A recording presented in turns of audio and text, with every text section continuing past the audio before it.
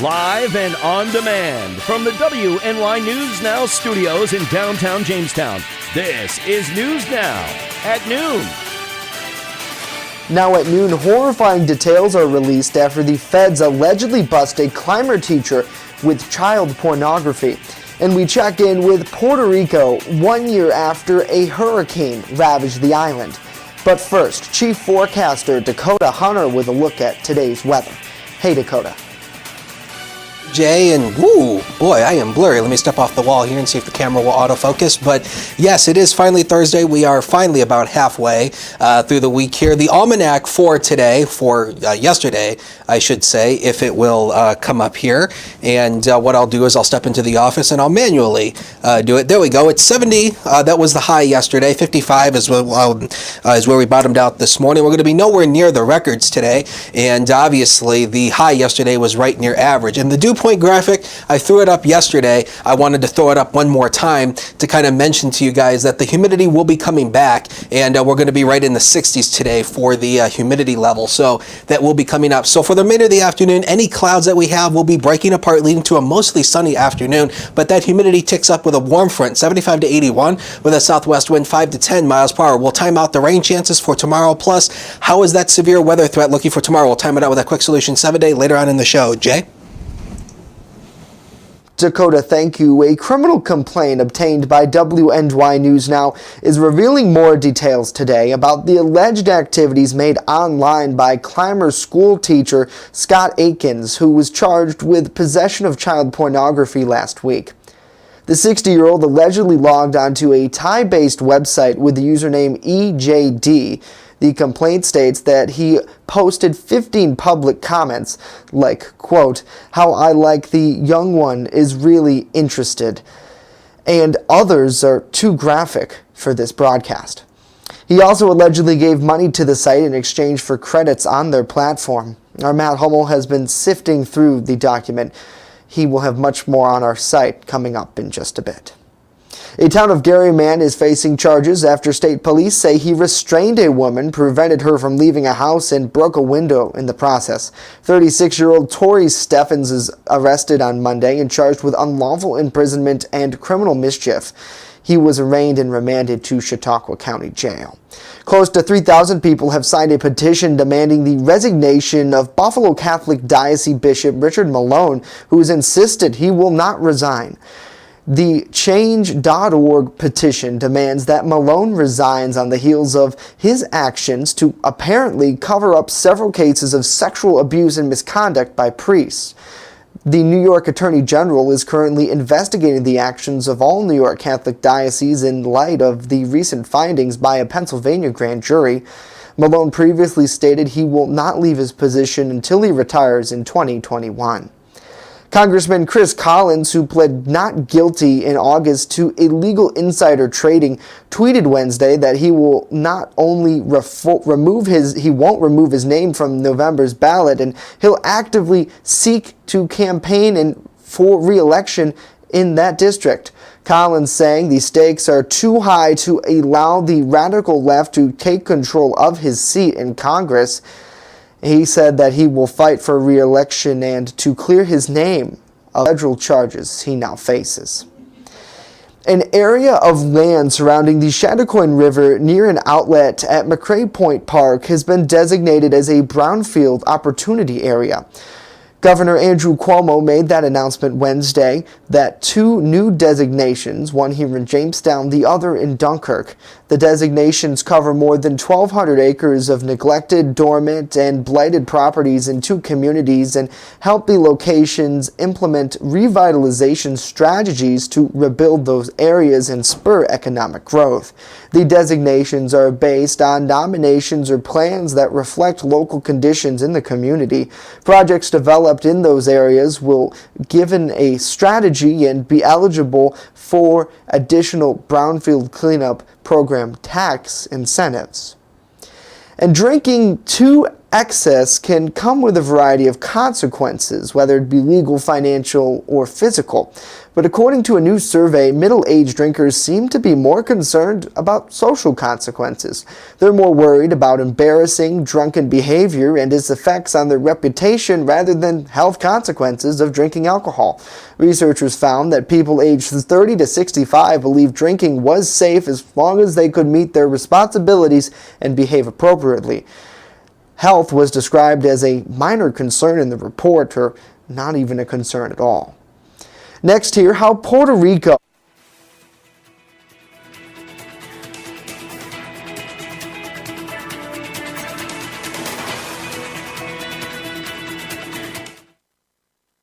You're watching WNY News Now, where coverage comes first. For more than 2 decades, Dorler Landscape Designs has provided exceptional service to customers right here in Chautauqua County with one goal in mind: transform your lawn into an attractive landscape that will be the envy of the neighborhood. From landscape design to lawn maintenance to sprinkler installation and so much more. Count on Dorler Landscaping. Call us today and let us get to work for you. Dorler Landscaping Designs at dorlerlandscape.com. I just love to be with the dogs, and I like to do them one at a time. They don't wait for 5 hours in my shop. We have full groom, which includes everything from A to Z, nails, of course brushing, any trimming that needs to be done. I do offer teeth brushing, which is a little extra. So if he takes me 2 hours, it's $40. If he takes me 3 hours, I still keep it down. As long as the dog comes back happy and not at the door, I'm happy. The weather is heating up, and so are the deals at Express Bike and Auto, right here in Jamestown, located at 1761 Foot Avenue Extension. They are your one-stop shop for all of your vehicle, ATV, and motorcycle needs. They even sell vehicles, and guess what? Financing is available. So what are you waiting for? Get to Express Bike and Auto right here in Jamestown at 1761 Foot Avenue Extension now. This is WNY News Now with live breaking news.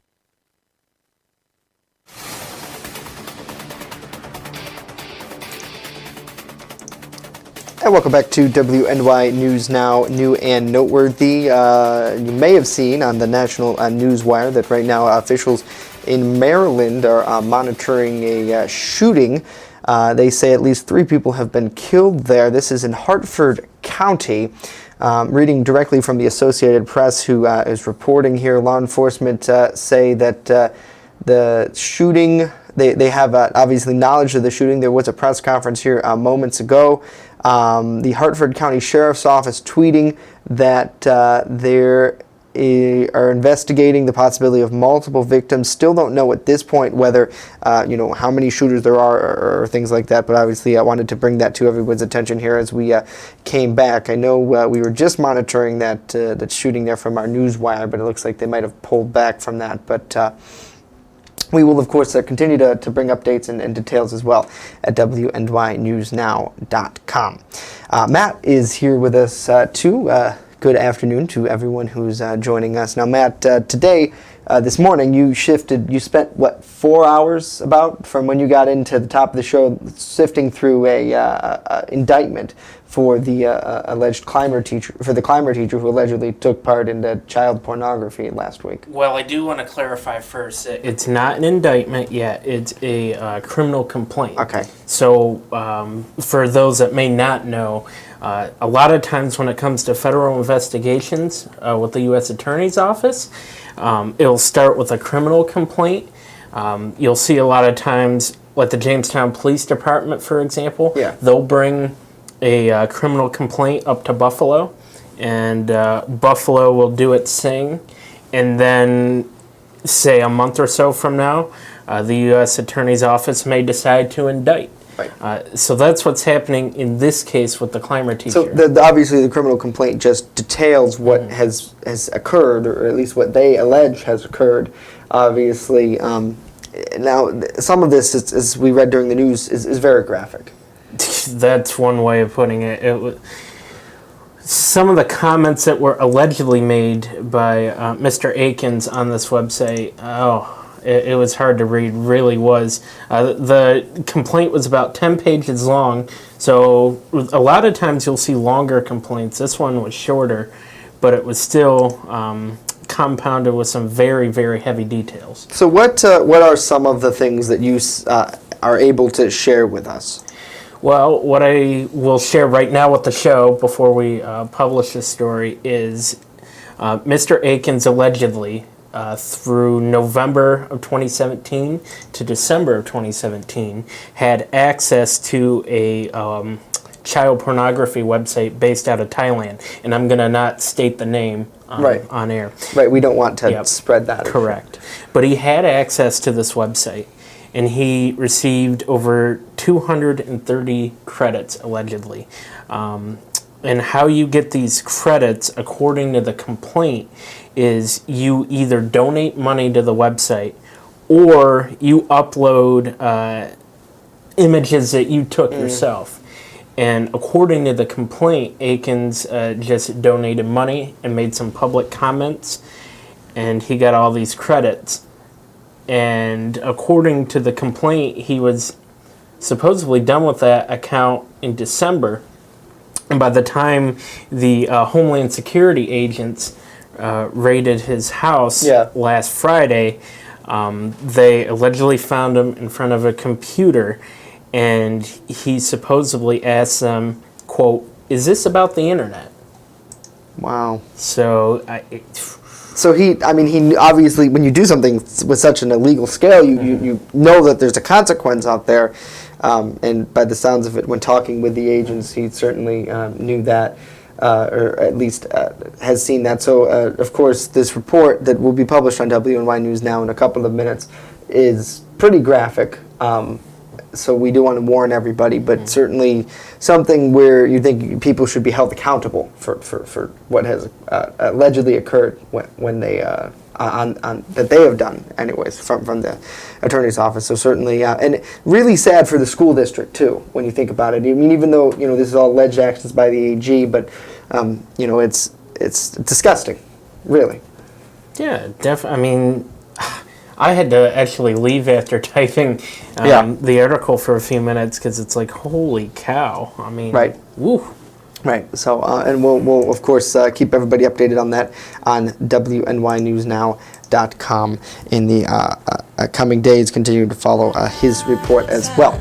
Next here on New and Noteworthy, the island of Puerto Rico continues to recover after a major hurricane 1 year ago from today. We'll hear from a live report on that coming up.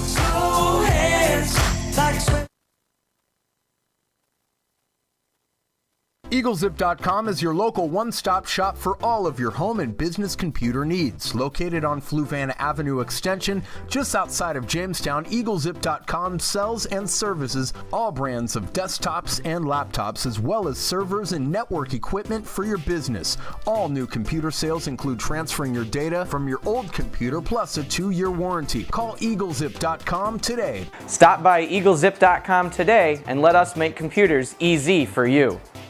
Turn to Brotherhood Property Maintenance for all your lawn care and landscaping needs. Serving both commercial and residential lots. Check out Jamestown's fastest growing landscaping crew on Facebook or call us now to book an appointment. The Fitness Bunker in Lakewood is a locally owned and operated club that cares about your health and wellness. They invest in it. Right now, enter their 30-day challenge, where for only $69, you get 30 days of unlimited everything. That's right, everything, along with 2 one-on-one personal training sessions. Then, if you lose 10 pounds, you'll get the next month free. Plus, the first place winner will get 2 Buffalo Bills tickets or a $100 gift card. Details right now on the Fitness Bunker's Facebook page. With coverage that matters, this is WNY News Now. First Defense Weather is sponsored by Quick Solutions of Jamestown. Count on Quick Solutions for printing, copying, mass mailings, and so much more. Part of your team. Learn more at QuickSolutionsUSA.com. That's QuickSolutionsUSA.com. Welcome back to News Now at noon. Exactly 1 year ago today, Hurricane Maria ravaged Puerto Rico. Almost 3,000 people died and more than 500,000 homes were damaged, and many on the island were left without power for months. Today, Puerto Ricans continue to rebuild and remember the lives lost. Camila Bernal shows us what it's like a year later from one business owner who refuses to give up. Camila. Today, Puerto Ricans are not celebrating, they're remembering, because although some parts of the island have recovered and are getting back to normal, all it takes is a quick drive outside of San Juan to realize that there's still a lot of need and a lot of people who say the recovery process is far from over. 2 pastrami sandwiches, a bakery open for business, but a year ago, all they had was stale bread and coffee. Oh, ¿está por aquí? The water was up to here. Panadería La Familia in Punta Santiago was flooded and in complete darkness after Hurricane Maria. Sin luz, pues bien difícil, desde septiembre hasta abril 15 que recibimos la luz. She said being without power was very difficult. They had to do it from September until April, and so that was really tough for them. The cleanup took weeks and the damage was extensive, but Rebecca Rodriguez decided to open her family business about a month after the storm. Gracias. Todavía no ha llegado a como antes, pero está bastante bien. She said the business is not as good as it was before, but it's good enough for now. Good enough thanks to the support of the locals. We will call out, oh, you need this, you need that, and they will come to you. And there was a lot of moments that were very difficult, but if it wasn't for our neighbors and it wasn't for anybody helping us, probably would have not eventually made it. The bakery is now open 7 days a week. The family back to work, but with a new perspective. Claro que sí. Hay que seguir trabajando más, con más amor. She said it changed her perspective, and now you have to just keep working more and do it with love.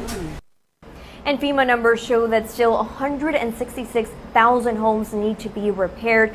They expect to be here working on the island for 5 to 10 more years. Now, it's also important to point out that the Virgin Islands also remembering today and trying to rebuild after the devastation that was left behind by Hurricane Maria.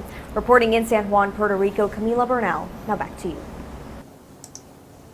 All right, thank you. And of course, Chief Forecaster Dakota Hunter, you remember that day fairly well. You were in the First Defense Weather Center tracking it. And this story has a lot to do with a lot of people here in the city of Jamestown who have direct family there. I remember speaking with a man who lived on Prendergast Avenue who was watching the coverage because his parents were living there. So, and still are today, I imagine. So, Dakota, this is a huge storm to the point where the radar site was taken down. Yes, and if we can take a look at Lynx 1, our main graphic system, we actually have a graphic up. This is the last radar image we seen of Hurricane Maria as it was making landfall near San Juan. That is just an impressive radar signature. That radar scan was at 5:50 a.m.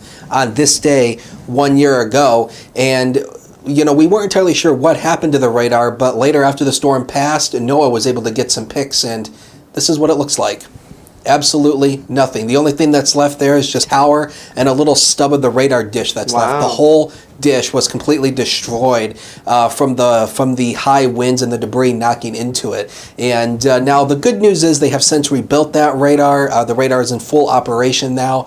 And but boy, I mean, that storm meant business. And actually, the name Maria has since been retired from the National Hurricane Center's name list because all these names are reused about every 4 years. But because of all the devastation it did down in Puerto Rico and the islands down there, they have since retired that name. So there was no more Hurricane Maria, thank goodness. And but boy, the people down there are still cleaning up down there after that. But oof, boy, definitely very scary out there. Live look right now, HD News Now cam getting back to home. You can see the clouds just kind of dotting the sky with a few peaks of sunshine. The current temperature at the Jamestown Airport at 66 with a south wind of 6. And look at that dew point, it's back in the 60s. So again, when it's in the 60s, that's when it starts to get just a little bit muggy out there. The football game, it is Friday night football. It is Jamestown versus,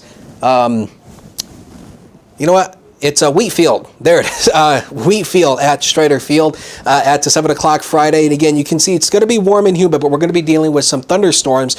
So again, I wouldn't be a bit surprised if there is some sort of like a lightning delay. But again, this is the way it's going to look like. It's going to be warm, and as the cold front moves through, that's going to really knock the temperatures down. First Defense Doppler, we're clear across the area. We're still under the influence of high pressure, but this is part of the next front that's going to be moving through here tonight and then tomorrow that'll trigger off the chance for showers and storms. So there is no risk for severe weather here today. The highest probabilities are out to our west where they have that 3 out of 5 risk right there. Now tomorrow the front will start to approach, and the Storm Prediction Center still maintains the standard slight risk across all of the region. This is a 2 out of 5. And what's going to happen is as the front kind of moves our way, the winds are going to start to pick up tomorrow as well. So it's going to be windy. We probably do expect some sort of a wind advisory to be issued probably for tomorrow. But the winds will also be increased with thunderstorm convection for the afternoon. So here comes your First Defense and all the information you need to know for tomorrow. So this is mainly going to be a evening severe weather threat. We think the main timing window, looking at the newest data, is going to be about 7 o'clock tomorrow night to around 10 p.m. tomorrow night. That's going to be the main time frame for some of the strongest activity. Overall impacts, we're looking at maybe around 60 mile an hour wind gusts, and maybe overall rain totals of around an inch. Definitely heavy rainfall possible, and maybe hail size about the size of a quarter. That is actually severe hail when it reaches the size of a quarter. So again, we'll be here watching this throughout the day tomorrow. So we'll time it out for you here on Future Scan. This is the higher res version of our in-house model. You can see for today, quiet, really nothing. If there's any rain showers, it's going to be Buffalo. It's mainly going to be northward up in Buffalo. Then as we go throughout the morning tomorrow, a few rain showers, and here comes the front. And again, this is the line of showers and storms that's moving through. You can see it's starting to move in as a line. This is about 7 o'clock, and this line has the potential to produce some damaging gusty winds. You can see when you get into the reds and the purples, that indicates the heavier amounts of rainfall rates, and then it starts to work its way to the east, and then probably by about 10 or probably about 10 o'clock tomorrow night, it all hightails out to the east, and then maybe just a few showers for the overnight. And if you like fall, the cooler temperatures are coming. The Climate Prediction Center has set a 65% chance for seeing cooler than average temperatures over the next 8 to 14 days. It's cold enough for, I'm not saying it. It's like Voldemort, so we're not going to mention it. Hour by hour for today, temperatures will, I'm sorry, did you say something? No, yeah, don't mention it. Oh my God. Yeah, I know. Anyway, so hour by hour for today, temperatures will top out in the mid to upper 70s, but boy, that humidity will still be in play. And again, it still should be dry because we're under the influence of high pressure. If there's any rain, it's going to be north of here in the Buffalo metro. The next 7 days of your life are on that screen, brought to you by Quick Solutions. 83 degrees Friday, the warm front warms us up. And then take a look at where we're going to be for the nighttime hours as the front plows through here. Take a look at Saturday, 61 degrees the weekend in the 60s. We officially start fall Saturday, by the way, at 9:54. That's the official solstice time. And then fall-like weather is here for the middle of next week. We will take a break and be right back. The Doubletree by Hilton is looking for employees in the Jamestown area. Join them at a number of job fairs this September. From servers, bartenders, cooks, and housekeepers, the hotel has many positions to fill. Applicants must bring a resume and cover letter. Arrive prepared to interview. Hey, this is Ryan Hedrick reporting from the Jamestown Bowling Company, where the bowling is off the hook, the food is even better, and the camaraderie watching sports is oh so great. The food is fantastic and the drinks are cold. Mark was bowling almost a perfect game. Mark, do you come here a lot? Every day. Wow, Mark comes here every day. No excuse for you not to get to Jamestown Bowling Company on Foote Avenue.